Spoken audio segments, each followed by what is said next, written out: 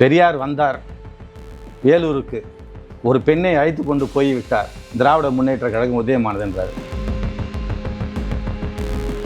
So இப்போ அண்ணா இருக்காருங்களே, அண்ணாதுரை பெரியார், இவங்களுக்கு 1940 பாம்பேக்கு பாபா சாஹேப் அம்பேத்கர் கூப்பிட்றாரு. கூப்பிட்டு இவங்களுக்கு அரசியல் பயிலரங்கம் எடுக்கிறார். வாழ்த்து கூட, பேருக்கு கூட வாழ்த்து சொன்னதில்லை. அவ்வளவு ஜாதி வெறியா அல்லது உங்களுக்கு கொள்கை வெறியா? நாங்கள் இந்த தமிழ்நாட்டுக்குள்ளே அரசியல் ரீதியாக முன்னேறி விடுவோம் என்ற ஒரே காரணத்துக்காக அரசியல் செய்தவர் கருணாநிதி, கலைஞர். பக்கத்தில் இருக்கிற மாநிலம் கேரளா 100% கல்வி அறிவு பெற்றிருக்கிறது. அங்கே எங்கே திராவிடமாக இருக்குது?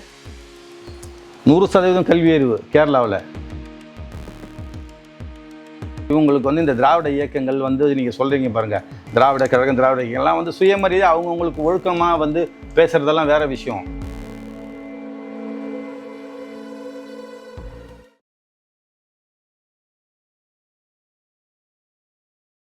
விசில் நியூஸ் நேயர்களுக்கு வணக்கம். 2026 தேர்தல் நெருங்க இருக்கிறதுனால இன்றைக்கு தமிழ்நாட்டு அரசியல் நிலவரம் எப்படி இருக்கு அப்படின்றத நம்மோடு பகிர்ந்து கொள்ள இருக்கிறார் பகுஜன் சமாஜ் கட்சியின் மாநில தலைவர் டாக்டர் ஆனந்தன் அவர்கள். வணக்கம் சார். சார், இப்ப விசிகா திருமாவளவன் அவர்களுக்கும் திமுக கூட்டணியில ஒரு முரண்பாடு இருக்கு அப்படின்னு சொல்லப்படுது. இப்ப தலித் சமூகத்தை ஒரு அளவுக்கு பேசப்பட்டவர் விசிகா தலைவர் தொல் திருமாவளவன் அவர்கள். இந்த நிலையில அவர் தொடர்ந்து திமுகவுல தொடர்வாரா இல்ல தாவேக்காவுக்கு போயிடுவேன் அப்படின்னு ஒரு பேச்சும் அடிபடுது. அதுல உங்களுடைய கருத்து என்ன சார்? அது அவருடைய கட்சி, அவர் முடிவு எடுக்க வேண்டிய விஷயம். தலித் தலைவர்கள் பேசப்படுகிற முக்கியமான தலைவர்கள் என்பதை நான் வரவேற்கிறேன். ஆனால் விசுவாசமாக தலித்துகளுக்கான விஷயங்கள் அங்கு நடைபெறுகின்றதா என்றால் இல்லை. உங்களுக்கு ஒரு இயக்கம் இருக்கின்றது. உங்களுடைய இயக்கம் எப்பாடுபட்டாவதும் திராவிட அழியாமல் பார்த்து கொள்வேன், எத்தனை உயிர்களை பலி வாங்கினாலும் திராவிடம் அழியாமல் பார்த்து கொள்வேன் என்று பேட்டி கொடுக்கின்றார். நாங்கள் ஏற்கனவே எங்களுடைய அண்ணன் ஆம்சாங் அவர்களை இந்த திராவிடம் பலி வாங்கிவிட்டு இருக்கின்றது.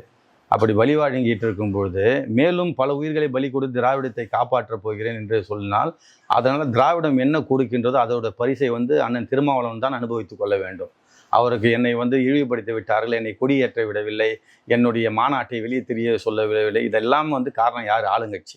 அப்புறம் ஆளுங்கட்சியை நீங்கள் போயிட்டு முதலமைச்சருக்கு நான் கோரிக்கை விடுப்பேன், இந்த மக்களுக்கு நான் போயிட்டு அவங்களுடைய கோரிக்கையை தீர்த்து வைப்பேன், இந்த கார்ப்பரேஷன் எம்ப்ளாயீஸு அவங்களுடைய கோரிக்கையை நான் நிலைநாட்டுவேன்னா, சரி நீங்கள் நிலைநாட்டுங்க, எல்லாம் பண்ணுங்கள், இந்த பழைய கதையெல்லாம் சொல்லின்னு இருக்கக்கூடாது.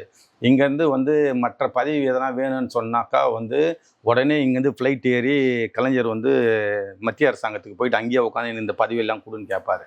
மக்கள் கோரிக்கைலாம் கடிதம் எழுதுவார். துப்புரவு பணியாளர்கள் 13 நாள் கிட்ட போராடினாங்க. அதுவும் ரிப்பன் மாளிகை முன்னாடி தான் போராடினாங்க. ஆனா முதலமைச்சர் அவர் சந்திக்கல அப்படின்னு சொல்லப்பட்டது. அது மட்டும் இல்லாம அவங்களுக்கு ஒரு சலுகை கொடுக்குறாங்க, காலையில இலவச காலை உணவு கொடுக்குறோம் அப்படின்னு சொல்லிட்டு. அதுக்கு சீமான் அவர்கள் சொல்லியிருந்தாரு, இலவசம் இலவசம் சொல்லிட்டு மக்களை ஏமாத்துறாங்க, எத்தனை நாளைக்கு இந்த இலவச கோட்பாடை வச்சுப்பாங்க அப்படின்னு சொல்லியிருந்தாங்க. இப்ப தாவேகா சார்பா நாங்க இலவசமே இல்லாம ஒரு தேர்தல் அறிக்கையை தயார் செய்யறோம் அப்படின்ற ஒரு பேச்சும் சொல்லப்படுது. இப்ப இந்த இலவசம் அப்படின்றது எப்படி சார் பார்க்கப்பட்டீங்க? அது சரியான ஒரு போக்கா? ஆக்சுவலா எங்க கட்சி எந்த இலவசத்தையும் நாங்கள் ஆதரிக்கிறது இல்லை. எங்களோட கட்சியோட நோக்கம் இந்திய அரசியலமைப்பு சட்டத்தை முழுமையாக அமல்படுத்துவது தான் எங்களுடைய தேர்தல் அறிக்கையை. இந்திய அரசியலமைப்பு சட்டத்தை முழுமையாக அமல்படுத்திவிட்டால் 30 ஆண்டுகளிலே இந்தியா ஒரு வல்லரசு ஆகிவிடும் என்று பாபா சாஹேப் அம்பேத்கர் அவர்கள் சொல்லியிருந்தார். ஆனால் இன்று வரை முழுமையாக அமல்படுத்தினார்களா என்று கேட்டால் இன்று வரை 20% கூட அரசியலமைப்பு சட்டத்தை அமல்படுத்தவில்லை. இந்த மாநகராட்சியுடைய இந்த பிரச்சனையை பற்றி கேட்டீர்கள், அந்த தொழிலாளர்கள் பிரச்சனை. அதில் அனைத்திலும் மிகப்பெரிய நாடகம் தான் நடைபெற்றது. இந்த நாடகம் என்னவென்றால், இப்போது ஒவ்வொரு கட்சியும் அவர்கள் வயிற்றெரிச்சலே வரம் கேட்பது போல் அங்கங்கே போய் அவங்க அமர்ந்து கொண்டு மீடியாவுக்கு பேட்டி கொடுத்து கொண்டு அவர்களுடைய ஆதரவு தெரிவிப்பது போல சில விஷயங்களை செய்தார்கள். ஆனால் இந்த விஷயங்கள் எல்லாம் தீர்வு கிடைக்குமா என்று பார்த்தால் தீர்வு கண்டிப்பாக கிடைக்காது. இதில் ஜலால் என்று ஒருத்தர் இருக்கின்றார். ஜலால் யார் என்று பார்த்திருக்கின்றால், சவுத் ஏஷியா முழுக்க, அதாவது சவுத் ஏஷியாவில் இருக்க எல்லா கண்ட்ரிகளிலும் அவருடைய கான்ட்ராக்ட், இந்த வேஸ்ட் மேனேஜ்மெண்ட் கான்ட்ராக்ட்னு அப்படின்னு இருக்குது. அந்த வேஸ்ட் மேனேஜ்மெண்ட் கான்ட்ராக்டர் பார்த்தீங்கன்னா வந்து நம்ம வேலுமணி, அதிமுகவுடைய அமைச்சர் அந்த வேலுமணி அவர்கிட்ட வேஸ்ட் மேனேஜ்மெண்ட்டை வந்து கொடுத்து 7,000 கோடி ஊழல் வாங்கினார், லஞ்சமாக கமிஷனாக வாங்கினார். அப்படி அந்த வேலுமணி வாங்கின அதே கான்ட்ராக்டருக்கு நீங்கள் அந்த ஜலால் சம்மந்தப்பட்ட வந்து ராம்கி நிறுவனத்துக்கு நீங்களும் வந்து கொடுக்குறீங்க. அப்போ என்ன சொல்கிறாங்கன்னாக்கா, ஏற்கனவே அவங்க 10 இது வந்து ஜோன் ஆக்கிட்டாங்க, நாங்கள் இப்போ வந்து 2 ஜோனு 1 ஜோன் தானே ஆக்குறோம், இதுக்கு ஏன் வந்து நீங்கள் போராடுறீங்க அப்படின்னு சொல்லிட்டு சொல்கிறாங்க. ஸோ அப்படி இருக்கும்போது பார்த்தீங்கன்னா அந்த வேலுமணி என்ன வந்து ஜலால் கான்ட்ராக்ட் மூலயமா அந்த ராம்கி நிறுவனத்துக்கு வந்து அந்த ரெட்டி சகோதரர்கள் மூலயமா வந்தாங்களோ அதே கம்பெனிக்கு தான் இவங்களும் வந்து கான்ட்ராக்ட் கொடுக்குறாங்க. இப்போ அந்த கான்ட்ராக்ட் கொடுக்குறதுல பார்த்தீங்கன்னா நீங்கள் 100 கோடி கான்ட்ராக்ட் கொடுத்தீங்கன்னா 30 கோடி உங்களுக்கு கொடுத்துடணும். இப்போ நீங்கள் 2,000 கோடி கான்ட்ராக்ட் கொடுத்தீங்கன்னா எவ்வளோ கொடுக்கணும்னு பார்த்துங்க. மாமூலை வாங்குறதுக்கு இங்கே மாமூல் வாழ்க்கை பாதிக்கப்படக்கூடாதுன்றதுக்காக வந்து ஏழைகளுடைய வயிற்றுச்சலை கொட்டுகின்றார். ஸோ அது மட்டுமல்லாமல் ஏற்கனவே வந்து அந்த வாங்கிய அந்த மாமூலுடைய அதே அடிப்படையில் இவர்களும் வந்து செயல்படுவது மட்டுமல்லாமல் இந்த மக்களுக்கு வந்து எந்த விதமான நன்மையும் கிடைத்து விட்டால் இவர்கள் அடுத்த கட்டத்தை நோக்கி நகர்ந்து விடுவார்கள் என்பதற்காக சேகர் பாபுக்கு வர வேண்டிய மாமூல் இந்த முறை வரவில்லை. அதனால் இவரே தூண்டி விட்டு வந்து போராட்டம் பண்ண சொன்னார். போராட்டம் பண்ண சொல்லும்போது பார்த்தா ஒரிஜினலாக போராட்டம் அந்த இடத்துக்கு கேட்டாங்க, எதுக்காக சேகர் பாபு வராங்க, அவர் எங்கள் துறை அமைச்சர் கிடையாது அப்படின்னு சொல்லிட்டு அவருக்கு எதிராகவும் போராடினாங்களே. இல்லை, அதுக்கு நான் காரணத்தை சொல்கிறேன். இப்போ அந்த போராடி தூண்டி விட்டவங்கெல்லாம் பார்த்தீங்கன்னா அதுக்கப்புறம் உண்மையாலுமே வந்து பாதிக்கப்பட்டவங்க வந்து போராட்டத்தில் வந்து கலந்துக்கும் போது வந்து போராட்டம் உண்மையான போராட்டமாக மாறிடுச்சு. இவர் நாடகத்துக்கு போட்ட போராட்டம் வந்து உண்மையான போராட்டமாக மாறி அந்த வந்து ஒரிஜினலாக அவங்களுடைய கோரிக்கைகளை வந்து கேட்க ஆரம்பிச்சிட்டாங்க. 21,000 ரூபாய் சம்பளம் அதை கேட்க ஆரம்பிச்சிட்டாங்க. ப்ளஸ் வந்து பணி நிரந்தரத்துக்கு வந்து இவங்களுக்கு வந்து ஒரு ஜாப் செக்யூரிட்டி அதையும் வந்து கொடுக்கணும் அப்படின்னு சொல்லிட்டு போராட ஆரம்பித்தாங்க. ஸோ அதன் அடிப்படையில் வந்து பார்த்திங்கன்னா முதலமைச்சர் உள்பட அனைவருக்கும் வந்து சேகர் பாபு தூண்டுதலின் பேர் தான் நடந்ததுன்னு சொன்னும்போது அந்த அமைச்சர் துறை அமைச்சரை வந்து அனுப்பாமல் வந்து ஒரு 9 நாள் 10 நாள் மெயின்டைன் பண்ணாங்க. இவரே தான் போய் பேசிக்கிட்டே இருந்தார். இவரே போய் பேசிகிட்டு இருக்கும்போது இவர் தூண்டி விட்டவங்களுக்கு மட்டும்தான் தெரியும் இது நாடகம்னு, மற்றவங்களுக்கெல்லாம் ஒரிஜினலாக இருக்கிறவங்க அவர் எதிர்த்து பேச ஆரம்பிச்சிட்டாங்க. ஸோ அப்போ இவராலேயே போராட்டத்தை கண்ட்ரோல் பண்ண முடியல. இதற்கிடையில் அவர் வந்து பேசி பார்க்குறாரு, முடியல. அதுக்கப்புறம் மேயர் பிரியா வந்து பேசி பார்க்குறாங்க, முடியல. இதுக்கு போராடின சமூக ஆர்வலர்கள் 2 பேர், நிலவுமொழி செந்தாமரை என்ற ஒரு வழக்கறிஞர், அவரையும் அவருடன் வந்து இனிமேல் ஓட்டு கேட்டு வராதிங்க, மக்கள் வந்து தொடப்பத்தை வந்து பெருக்கத்துக்கு மட்டும் பயன்படுத்த மாட்டாங்க, வேறு எதுக்கு கூட பயன்படுத்துவாங்கன்னு சொன்னவங்களை கூட்டின்னு போயிட்டு ஒரு காவல் நிலையத்தில் வச்சு அடித்து அவங்க கையெல்லாம் உடச்சி அவங்கள வந்து நிலவுமொழி செந்தாமரையும் கையை உடைச்சி அராஜகத்தை வந்து முதலமைச்சர் செய்ய சொல்லியிருக்கார். ஏன்னா காவல்துறையில் கான்ஸ்டபிள் எதனா ஒன்று செஞ்சால் கூட முதலமைச்சர் தான் பொறுப்பு. நான் போலீஸை குறை சொல்ல மாட்டேன். போலீஸ் டிபார்ட்மெண்ட் பாவம், டூ வாட் ஐ சே. அவங்க மேலதிகாரிகள் என்ன சொல்கிறாங்களோ அதை செய்வாங்க. அதனால் முதலமைச்சர் அவங்க கையை உடைக்க சொல்லிக்கிறாங்க, கையை உடைச்சிருக்காங்க. அதுக்கு வந்து முதலமைச்சர் தான் பொறுப்பேற்று பதவியை ராஜினாமா பண்ணணும். சார், திமுக மேல இவ்வளோ விமர்சனங்கள் குற்றச்சாட்டு இருந்தாலும் இப்ப அதிமுகவில் இருக்கிறவங்க எல்லாரும் திமுகவுக்கு வராங்க. இப்ப நேற்று மைத்ரேயன் அவர்கள் அதிமுகவுல இருந்து ஓபிஎஸ்க்கு ஆதரவா இருந்தாரு, அப்புறம் பாஜகவுக்கு போனாரு, இப்ப திமுகவுக்கு வந்துட்டாரு. அதே மாதிரி அதுக்கு முன்னாடி அன்வர் ராஜா அவர்களும் அதிமுகவுல இருந்து வந்து திமுகவுல இணைஞ்சிட்டாங்க.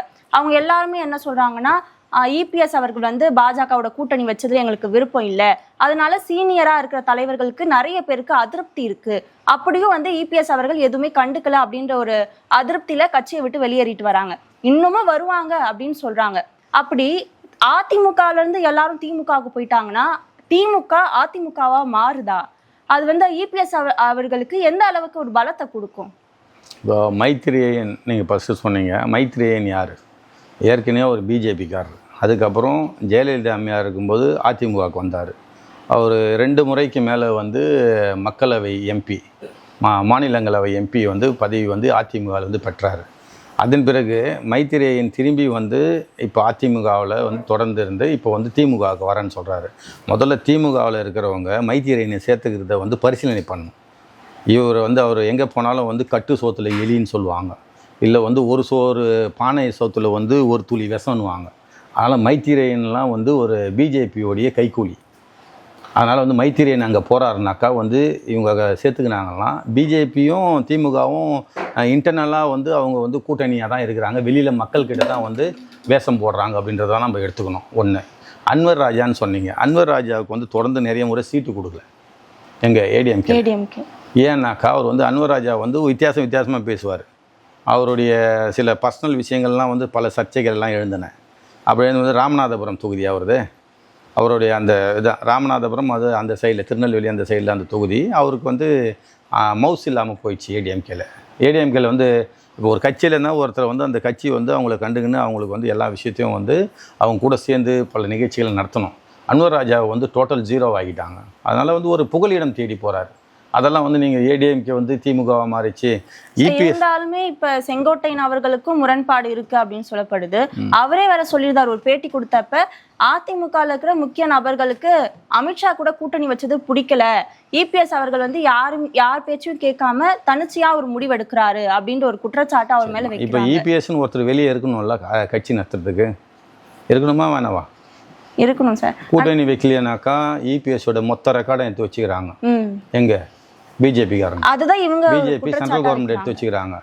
இப்போது மொத்த ரெக்கார்ட்லேயும் வந்து இபிஎஸ் ஜெயிலில் இருக்கணுமா வெளியிலேருந்து அரசியல் பண்ணணுமான்னு முடிவு எடுக்கும்போது அவருடைய வந்து சுதந்திரமும் முக்கியம்ல.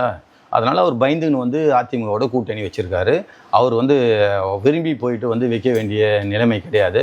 அவர் வந்து கட்டாயமாக வச்சு தான் ஆகணும். இப்போ வந்து ஒரு டிக்டேட்டர்ஷிப் பாலிடிக்ஸ் போயிட்டுருக்குது. இதை வந்து ஓப்பன் பாலிடிக்ஸ் வெறும் பொலிட்டிஷியன் பேச மாட்டாங்க, என்னால் பேச முடியும். அதனால் வந்து அவர் பயந்துக்கிட்டு வந்து அச்சப்பட்டு ஜெயிலுக்கு போய் இருக்கிறதுக்கு பதிலாக வந்து பிஜேபியோடைய கூட்டணி போயிருக்காரு. இதை வந்து மற்றவங்கலாம் இனி ஏன் ஜெயிலுக்கு போகல, நீ ஜெயிலுக்கு போக வேண்டியதானு சொல்லிட்டு இவங்க போராமையில் வந்து இவங்க பொறுப்பில் வந்து அவர் வந்து ஜெயிலுக்கு போகிறத வந்து விரும்புகிறவங்க வந்து கூட்டணி வச்சது தப்பு அப்படின்னு சொல்கிறாங்க. இப்போ நீங்கள் சொன்ன காரணத்தினால தான் இப்போ அதிமுகவில் இருக்கிற முக்கிய நபர்கள் வந்து வேற கட்சிக்கு போகிறாங்க. அப்படி போனால் தனிச்சையாக இவர் தேர்தலை சந்திப்பாரா? அப்படி சந்திச்சா அதிமுகவுக்கு அது பலவீனமாக இருக்கும்ல இந்த 2026 தேர்தல். ஆக்சுவலாக அவர் நீங்கள் சொன்னீங்க அந்த தாவேகா கட்சியை பற்றி சொன்னீங்கல்ல, தாவேகா கட்சியோடைய நிலைப்பாடு வந்து இப்போ ஏடிஎம்கேவை வந்து எல்லாரையும் ஒரு கிளையாக கழித்து தனிமரமாக ஆக்கி கடைசியில் வந்து தாவேகாவுடைய வந்து கூட்டணியில் இணைச்சி அவரை வந்து முக்கியத்துவம் கொடுக்கறது தான் வந்து ஆர்எஸ்எஸோடைய பிஜேபியோடைய வேலை. அந்த வேலை திட்டத்தை அவங்க செயல்படுத்துகிறாங்க. அதாவது அரசியலில் வந்து எவ்வளவு வந்து தவறுகளெல்லாம் இருக்கலாம், ஆனால் வந்து அந்த பதவின்ற அதிகாரத்தை பெறுறது தான் வந்து குறிக்கோள்னும் போது பாதை எவ்வாறாக இருந்தாலும் வந்து குறிக்கோள் வந்து அவங்களுக்கு வந்து அந்த பதவி, அந்த பொறுப்புக்காக இந்த வேலையெல்லாம் வந்து நடத்துகின்றார்கள். இப்போ நீங்கள் சொன்னீங்க தாவேக்கா ஒவ்வொரு மேடையிலையும் சொல்கிறது எங்களுடைய கொள்கை எதிரி பாஜக அப்படின்னு சொல்லிட்டு. ஆனால் பாஜக ஆர்எஸ்எஸ் தான் ஒவ்வொரு கிளையாக வெட்டி கூட்டணி வைக்கிறதா சொல்கிறீங்க. அப்போனா டிவிக்கே பிஜேபியோடைய இன்னொரு பார்ட்டியா? 200% வந்து அவர் வந்து அரசு வந்து கட்சியை ஆரம்பிக்கலைனாக்கா அவருக்கு வந்து இன்கம் டேக்ஸ் ரைடு, இடி ரைடு, அவருடைய சொத்து பறிமுதல் மொத்தமே எல்லாமே வந்து போயிருக்கும். அதனால் அவர் வந்து நீங்கள் சொல்கிற நடிகர் விஜய் அவர்கள் மிக வீரமிக்க ஒரு மிகப்பெரிய மாபெரும் தலைவரெல்லாம் கிடையாது. ஒரு படத்தை ரிலீஸ் பண்ணுறதுக்கு போயிட்டு ஜெயலலிதா அம்மையார்கிட்ட ஒரு நாள் முழுக்க உட்காந்துருந்தார். ஒரு நாள் முழுக்க அப்பாவும் வந்து சன்னும் ஃபாதரும் வந்து 2 பேரும் போயிட்டு குடநாடில் போய் உட்காந்தாங்க, விடிய உட்காந்தாங்க. அதுக்கப்புறம் ஜெயலலிதா மேடம் பார்க்க மாட்டேன் அப்படின்னு சொல்ல பிறகு அப்புறமா வந்து மண்டிட்டு ஒரு அறிக்கை கொடுத்து அதுக்கப்புறம் படத்தை ரிலீஸ் பண்ணவங்க.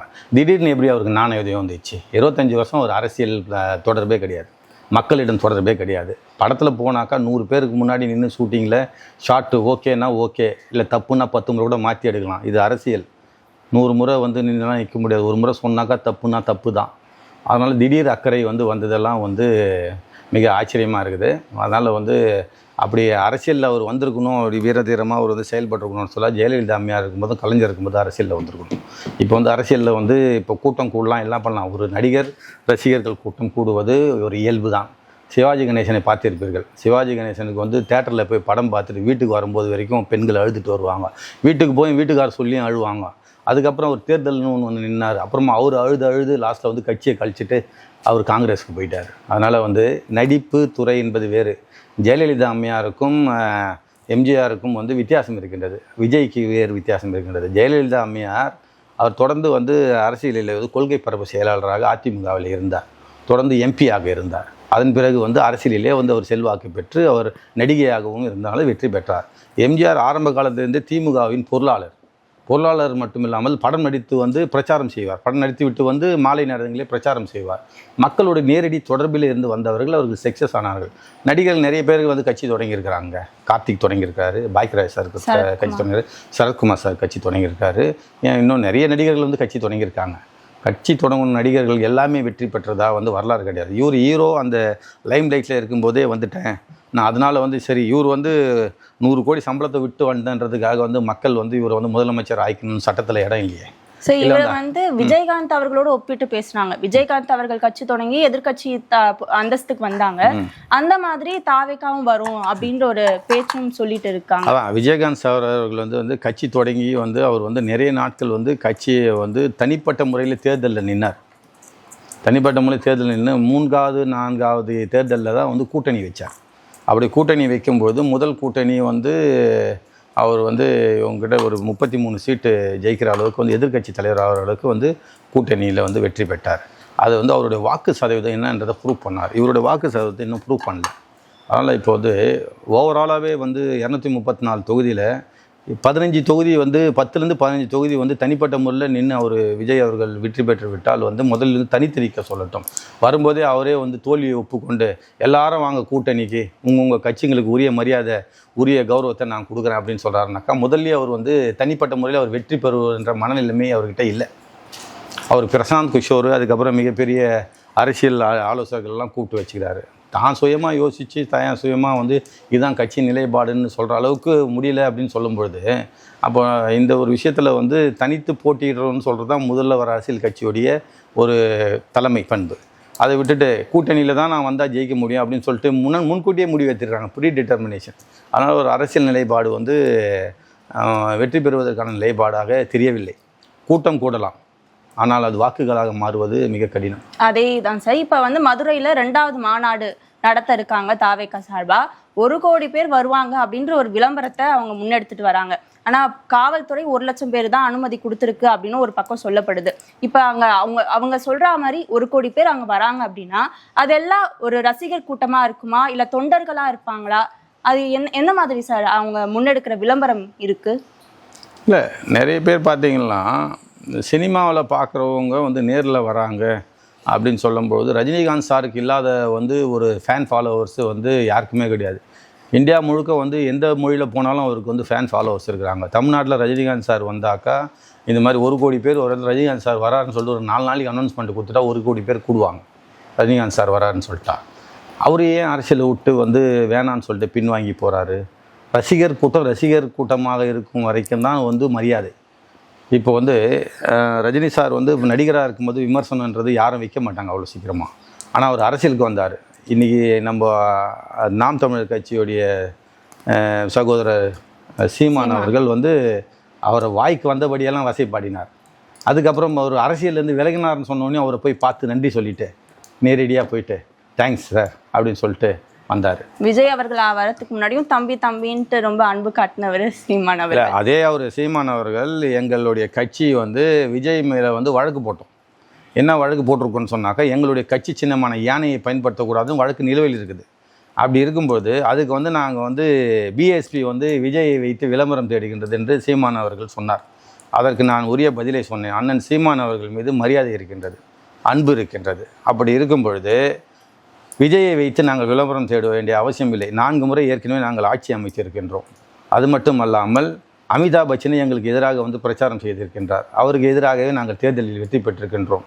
விஜய் இன்னும் தேர்வே எழுதவில்லை. நாங்கள் தேர்தலில் தேர்வு எழுதி பல 4 முறை ஆட்சியை அமைத்து, அதாவது தமிழ்நாடு மாதிரி வந்து 2 தமிழ்நாட்டுக்கு, அதாவது தமிழ்நாட்டில் வந்து 8 முறை முதலமைச்சராக வந்ததாக கணக்கு. அப்படிப்பட்ட ஒரு மிகப்பெரிய ஒரு தேசிய கட்சி இப்போ விஜயை வைத்து விளம்பரம் தேடுவதில்லை. அண்ணன் சற்று இது போன்ற விமர்சிப்பதை தவிர்க்க வேண்டும், அது மாதிரி விமர்சிக்கக்கூடாதுன்னு சொல்லிட்டு அவருக்கு ஒரு ஏற்கனவே கோரிக்கையாக சொல்லிக்கிறேன். பகுஜன் சமாஜ் கட்சி தமிழ்நாட்டில் அந்த அளவுக்கு ஒரு முகம் இருக்கா சார்? அதுக்கு நீங்கள் என்ன மாதிரியான வழிமுறைகளை முன்னெடுக்க போகிறீங்க சார்? ஆக்சுவலி தமிழ்நாட்டில் வந்து தலைவர்கள்னு சொல்லிக்கிற அளவுக்கு பெரிய தலைவர்கள் நம்மளுடைய அரசியல் இயக்கங்களில் உங்களுக்கு தெரிஞ்ச தலைவர்கள் யாராவது சொல்லுங்களேன், பெரிய தலைவர்கள்னு சொல்லிட்டு. நம்மளுக்கு தெரிஞ்சது திமுக சார்ந்து, அதிமுக சார்ந்து. அதான் யார் தலைவர்கள் பேர்கள் சொல்லுங்கள், அவங்களோட முன்னோடி தலைவர்கள் பேர்லாம் சொல்லுங்கள். அறிஞர் அண்ணா, பெரியார், கலைஞர், ஜெயலலிதா அம்மையார், எம்ஜிஆர். சொல்லுங்க.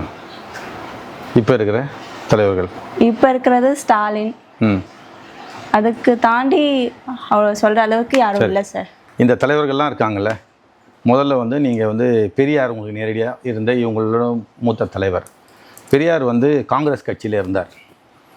காங்கிரஸ் கட்சியிட்டிருந்து விலகி அதில் வந்து பிராமணர்கள் ஆதிக்கம் அதிகமாக இருக்குதுன்றதுக்காக அவர் வந்து ஜஸ்டிஸ் பார்ட்டிக்கு போனார். ஜஸ்டிஸ் பார்ட்டி வந்து நீதி கட்சின்னு சொல்லுவாங்க. நீதி கட்சியிலேருந்து அதுக்கப்புறம் விலகி அவர் வந்த கட்சி வந்து திராவிட கழகம் சொல்லிட்டு ஆரம்பித்தார். திராவிட கழகத்திலேருந்து அதுக்கப்புறம் தான் தலைவர்கள் எல்லாம் உருவானாங்க. தலைவர்கள் உருவாகும்போது காமராஜர்னு ஒரு தலைவர் இருந்தார் காங்கிரஸில். அவர் வந்து ராஜாஜியோட குலக்கல்வி திட்டத்தை எதிர்த்து வந்து வெளியே வந்தார். இப்போ காமராஜர் கல்வி கண் திறந்தார் அப்படின்னு சொல்லிட்டு நிறைய ஸ்கூல்லாம் ஓப்பன் பண்ணாங்க. அப்போ யாரா மூணவன் யார் சொல்லு. ராஜாஜி, உங்கள் கட்சியை சேர்ந்த ராஜாஜி குலக்கல்வி கற்றுக்கிறதுக்காக பல ஆயிரம் கல்விக்கூடங்களை மூடினார். அப்போ காங்கிரஸ்காரனே மூடிட்டு காங்கிரஸ்காரனே திறப்பாங்க. இப்போ காமராஜருக்கு பெருமை உண்டு, கல்வி நிறைய கூடங்களை திறந்தார், புதிய கல்விக்கூடங்களை ஆரம்பித்தார், மூணு கல்விக்கூடங்கள் திறந்தார். மூணது காங்கிரஸ்காரன் ராஜாஜி தானே. ஏன் பிராமணி சொன்னால் சொல்ல மாட்டிங்களா? அடுத்த தலைவர் பெரியார்கிட்டேருந்து பெரியார் வளர்ந்து வெளியே வந்துட்டார். அவர் வந்து ஜஸ்டிஸ் பார்ட்டிக்கு வந்தார். ஜஸ்டிஸ் பார்ட்டி திராவிட கழகம் ஆச்சு. திராவிட கழகம் திராவிட முன்னேற்ற கழகம் ஆகுது. திராவிட முன்னேற்ற கழகம் எதுக்கு ஆரம்பித்தாங்க? நான் சொல்லுங்க. நானே சொல்கிறேன். திராவிட முன்னேற்ற கழகம் வந்து அவர் பெரியாருடைய கொள்கைகளை வந்து மாறுபாடுனாக்கா ஒரு கல்யாணம் பண்ணிக்கிறார். கல்யாணம் பண்ணும்போது வந்து மணியம்மையை வந்து வேலூரில் பார்க்குறாரு. நான் பேசலை, அவங்க அமைச்சர் துரைமுருகன், திமுகவுடைய சீனியர் அமைச்சர் துரைமுருகன் சொல்கிறாரு. என்ன சொல்கிறாருன்னு சொன்னாக்கா, பெரியார் வந்தார் வேலூருக்கு, ஒரு பெண்ணை அழைத்து கொண்டு போய் விட்டார், திராவிட முன்னேற்ற கழகம் உதயமானதுன்றார். ஏன்பா ஒரு கல்யாணம் பண்ணதுக்கு அப்போ ஒரு கட்சியை நீங்கள் ஆரம்பிப்பீங்க? அதாவது ரெண்டாவதாக வந்து அவர் வந்து மனைவி இறந்துட்ட பிறகு வந்து ஒரு துணையாக வந்து ஒரு துணைவியாரை வந்து ஒரு கல்யாணம் வந்து பண்ணணும்னு சொல்லிட்டு மணியம்மையை கல்யாணம் பண்ணதுக்காக வந்து திராவிட முன்னேற்ற கழகம் அண்ணாவும் கலைஞரும் வந்து பெரியாரை திட்டாத வார்த்தையே கிடையாது, வசைப்பாடாத வார்த்தைகளே கிடையாது. அப்படி திட்டினவங்க இன்றைக்கி அவங்க எடுத்துன்னு வந்து போட்டு முன்னோடி தலைவர்னு போட்டுக்கிறாங்க. ஸோ வந்து திராவிட முன்னேற்ற கழகமே வந்து பெரியார் வந்து ஆரம்பித்து பெரியார்கிட்டேருந்து போய் அண்ணாவும் கலைஞரும் வந்து ஆரம்பிக்கிறாங்க. ஸோ இப்போ அண்ணா இருக்காருங்களே, அண்ணாதுரை பெரியார், இவங்களுக்கு 1940 பாம்பேக்கு பாபா சாஹேப் அம்பேத்கர் கூப்பிட்டு இவங்களுக்கு அரசியல் பயிலரங்கம் எடுக்கிறார். அரசியல் பயிலரங்கம் எடுத்து 10 நாள் ட்ரைனிங் கொடுத்து இவங்களை அனுப்பி வைக்கிறார். உங்களுடைய முன்னோடி தலைவர்னு சொல்கிற அண்ணாவுக்கும் பெரியாருக்கும் கல்வி கற்றுக் கொடுத்தவங்க நாங்கள். யார்? அம்பேத்கருடைய கொள்கையை பயன்படுத்தி எடுத்து செல்கின்ற பகுஜன் சமாஜ் கட்சி தான் இந்தியாவிலே வந்து அம்பேத்கர் கொள்கையை எடுத்துன்னு போகிற கட்சி. நாங்கள் உங்களுக்கு கிளாஸ் எடுத்து அனுப்பிச்சிக்கிறோம். நீங்கள் உங்கள் முன்னோடி தலைவர்கள்னு சொல்கிறவங்களுக்கு அவங்களுக்கு வந்து பெரியாருக்கு பேர் வச்சது யார் தெரியுமாம்மா? பெரியார்னு ஒரு பேர் வச்சாங்களா, அது யார் தெரியுமா உங்களுக்கு? நான் சொல்கிறேன். பெரியாருக்கு மீனாம்பாள், நீலாம்பிகை, மீனாம்பாள் இவங்கெல்லாம் பார்த்திங்கன்னா வந்து ஒரு மகளிர் முன்னேற்ற இதுக்காக ஒரு சங்கம் வச்சுருக்காங்க. அந்த சங்கத்தில் வந்து ஒத்தவாடை கொட்டகைன்னு சொல்லக்கூடிய பிராட்வேல இருக்குது இப்போவும். அதில் கூப்பிட்டு பெண்கள் முன்னேற்ற மாநாடு நடத்துகிறாங்க.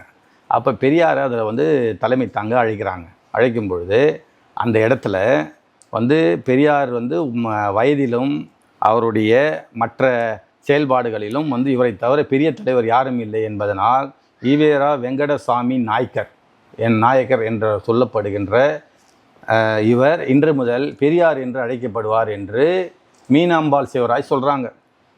மீனாம்பாள் யார்? சென்னையுடைய மேயராக வந்து இருந்தவங்க. சிவராஜ் யார்? சென்னையோடைய மேயராக இருந்தவங்க. சிவராஜ் ஐயா வந்து பார்த்திங்கன்னா பாபா சாஹேப் அம்பேத்கர் தொடங்கின தலித் ஃபெடரேஷன் மூமெண்ட்டோடைய தலைவர். பாபா சாஹேப் அம்பேத்கர் எனக்கு தலைவர் வந்து சிவராஜ் அப்படின்னு சொல்லுவார். ஒரு தமிழன் வந்து எனக்கு தலைவர்னு சொல்லிட்டு பாபா சாஹேப் அம்பேத்கர் சொன்னவர். பெரியாருக்கு பேர் வச்சது நாங்கள்.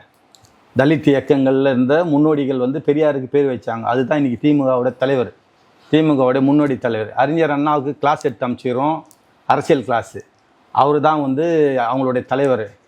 இவங்கக்கிட்ட பாடம் வச்சவர் தான் கலைஞர்.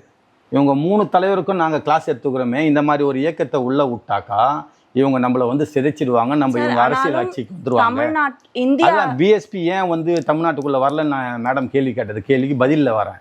அப்படி வரும்போது இவங்களை வந்து உள்ளே வந்து நம்ம சிறப்பாக விட்டுட்டாக்கா இவங்க வந்து ஒரு மிகப்பெரிய கட்சியாக வளர்ந்து நம்மளுக்கு ஆட்சிக்கு போட்டியாக வந்துடுவாங்க என்பதுக்காக கலைஞர் பார்த்திங்கன்னா சங்கர் சிங் வகையில் முதலமைச்சரானாக்கா அவருக்கு வாழ்த்து சொல்லுவார்.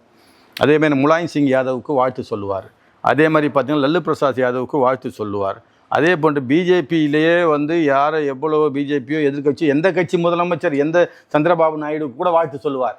ஆனால் ஒரு ஒடுக்கப்பட்ட இனத்திலிருந்து வந்த ஒரு 4 முறை முதலமைச்சராக பெகஞ்சி மாயாவதி அவர்கள் வந்திருக்கின்றார். ஆனால் கலைஞர் கருணாநிதி அவர்கள் ஒரு முறை கூட பேருக்கு கூட வாழ்த்து சொன்னதில்லை. அவ்வளவு ஜாதி வெறியா அல்லது உங்களுக்கு கொள்கை வெறியா? நாங்கள் இந்த தமிழ்நாட்டுக்குள்ளே அரசியல் ரீதியாக முன்னேறி விடுவோம் என்ற ஒரே காரணத்துக்காக அரசியல் செய்தவர் கருணாநிதி கலைஞர். அப்படிப்பட்ட காரணத்தினால்தான் தமிழ்நாட்டிலே பிஎஸ்பி நல்ல நிலையிலே வளரும் பொழுது செல்வம் என்ற ஒரு செல்வ பெருந்தகையை ஒரு எம்எல்ஏவாக இருப்பவரை எங்கள் கட்சிக்கு கலைஞரும் திருமாவளவனும் சேர்ந்து அனுப்பி எங்கள் கட்சியை வளர்கின்ற கட்சியை 18 மாத காலம் எங்களை டிஸ்டர்ப் செய்து திமுகவின் அதாவது விசிகாவுடைய எம்எல்ஏ-ஆகவும் பகுஜன் சமாஜ் கட்சியின் தலைவராகவும் செல்வ பெருந்தகை 18 மாத காலம் நீடித்தார். இது கலைஞருடைய சதியும் இருந்தது இதில். அதனால் எங்கள் கட்சியை வளர விடாமல் தடுப்பதற்கான காரணமே இந்த ஆளுகின்ற கட்சிகள். இது ஜெயலலிதா காலமாக இருந்தாலும் ஜெயலலிதாவும் இதை தான் செய்தார், கலைஞர் கருணாநிதியும் இதை செய்தார். இப்போது முதலமைச்சர் இருக்கிற ஸ்டாலின் அவர்களும் ஒரு படி மேலே சென்று எங்களுடைய தலைவரை கொலையே செய்து விட்டார்கள் இந்த ஆட்சியிலே. ஸோ இருந்தாலும் திராவிட கட்சிகளால் தமிழ்நாடு ஒரு முன்னோடியாக இருக்குது. இந்திய அளவில் எடுக்கும்போது படிப்பறிவிலும் சரி ஒரு முன்னேற்றத்திலையும் தமிழ்நாடு கொஞ்சம் முன்னோடியாக இருக்குன்னா அது திராவிட கட்சிகள் காரணம் அப்படின்னு ஒரு சொல்லப்படுதில்ல சார்? அப்படி இவங்க பெருமை இவங்களே தற்பெருமை பேசிக்கிறாங்கம்மா. பக்கத்தில் இருக்கிற மாநிலம் கேரளா 100% கல்வி அறிவு பெற்றிருக்குது. அங்கே எங்கே திராவிடமாக இருக்குது? 100% கல்வி அறிவு கேரளாவில். இப்போ நம்ம ஊரில் எத்தனை பேர் கை நாட்டாக இருக்கிறாங்கன்றதும் தெரியும். கேரளா அவ்வளோ 100% லிட்ரஸி. இப்போ நீங்கள் திராவிட கட்சியினால் முன்னேற்றம் அடைஞ்சிருக்குது அப்படின்னு சொல்கிறீங்களே, திராவிட கட்சியில் திருட்டு ட்ரெயின் ஏறி நான் அப்படின்னு சொல்லிட்டு மேடையில் கலைஞர் கருணாநிதி பேசுகிறாரு. திருட்டு ட்ரெயின் ஏறி வரும்போது அந்த டிடிஆர் ஒழுங்காக அங்கே பிடிச்சி வச்சுருந்தா இன்றைக்கி ஆசியாவில் மிகப்பெரிய பணக்காரரில் 6வது பணக்காரனா இந்த குடும்பம் இருக்காது. இந்த டிடிஆரை முதல்ல கண்டிச்சிருந்தாக்கா, அவனை சஸ்பெண்ட் பண்ணியிருந்தாக்கா இந்த வேலை இவ்வளோ வேலையும் நடந்திருக்காது. அப்படி இருக்கும்போது இவங்களுக்கு இந்த திராவிட இயக்கங்கள் நீங்கள் சொல்கிறீங்க பாருங்கள், திராவிட கழகம் திராவிட இயக்கங்கள்லாம் சுயமரியாதை அவங்கவுங்களுக்கு ஒழுக்கமாக பேசுகிறதெல்லாம் வேறு விஷயம். உன் குடும்பத்திலே உன்னுடைய நீங்கள் கொள்ளையடித்து வச்சுக்கிற பணம் எவ்வளோ? இந்த பணத்தை பயன்படுத்தி நீங்கள் போலீஸை மற்ற கட்சிகளை உடைக்கிறதுக்கு உளவுத்துறையை பயன்படுத்தி போலீஸை விட்டு மிரட்டுறது, போலீஸை விட்டு பொய் கேஸு போட வைக்கிறது, இந்த வேலையெல்லாம் போலீஸ் முதலமைச்சர் துறை தான் போலீஸ் துறை. அதை நீங்கள் உங்கள் கட்சிக்காரர்கள் மாதிரி பயன்படுத்துகிறீங்களே, அது அந்த திராவிட மாடலா? திராவிட மாடல்னால் பல 1000 கோடிகள் ஊழல் நடந்திருக்கின்றது. சர்க்காரியா கமிஷனிலே சர்க்கரையை தின்று விட்டது, எறும்பு தின்று விட்டது, கோணியை கரையாக நரைத்து விட்டது என்று விஞ்ஞான முறையில் ஊழல் செய்தவர்கள் அப்படின்னு சொல்லிட்டு பட்டமே கொடுத்துக்கிறாங்க திமுகவுக்கு. அதிமுக உலகத்திலேயே ஜெயலலிதா என்ற ஒரு முதலமைச்சர் தான் இந்தியாவிலேயே ஜெயிலுக்கு போன முதலமைச்சர் ஜெயலலிதா திராவிட கட்சியில். அப்படி இருக்கும்போது திராவிட கட்சிகள்னால இவ்வளோ முன்னேற்றமான அதே முன்னேற்றம் தான் இந்த அதிமுகவும் திமுகவும் அவங்கவுங்க சுயலாபத்துக்காக கொள்ளடிச்சு அவங்க குடும்பத்தை கோடிக்கணக்கில் 1000 கோடி 2000 கோடி லட்சம் கோடி இந்த பணங்களை வெளிநாட்டுக்கு அமைச்சு இங்கே முதலீடாக எடுத்துறது தான் இவங்களோட வேலை. ஓகே சார், உங்களுடைய சிறப்பான தருணத்தை எங்கள் கூட பகிர்ந்து கொண்டதுக்கு ரொம்ப நன்றி சார். மகிழ்ச்சி.